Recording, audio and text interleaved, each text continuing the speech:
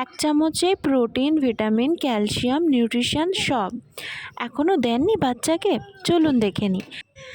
প্রথমে একটা জায়গা নিয়ে তাতে অ্যালমন্ডস, ওয়ালনাট বা আখরোট, পামকিন সিডস আর ডেটস মানে খেজুরও দিতে পারেন, আমি খেজুরটা দিইনি। তো এগুলোকে আমরা নিয়ে মিডিয়াম টু লো ফ্লেমে আমরা 5 থেকে 4 মিনিট পর্যন্ত কন্টিনিউয়াসলি নাড়িয়ে ড্রাই রোস্ট করে নেব। তারপরে কোনো একটা জায়গাতে রেখে সেটাকে ঠান্ডা হতে দেব। তারপরে সেটাকে আমরা মিক্সার গ্রাইন্ডারে ভালোভাবে একটা ফাইন পেস্ট করে নেব।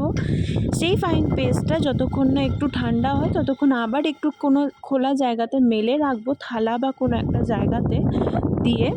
তারপরে সেটাকে কোনো এয়ারটাইট কন্টেনারে আপনারা ফিক্স করে রাখতে পারেন।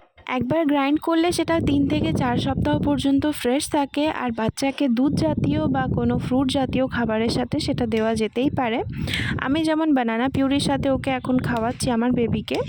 তো আপনারাও নিজেদের বেবিকে নানা রকম খাবারের সাথে এটা দিতে পারেন, কেননা ওরা ড্রাই ফ্রুট শুধু খেতে চায় না, তাই যে কোনো খাবারের সাথে মিশিয়ে ওদেরকে দিলে তাতে ওদেরই হেলথের জন্য এটা ভালো হয়।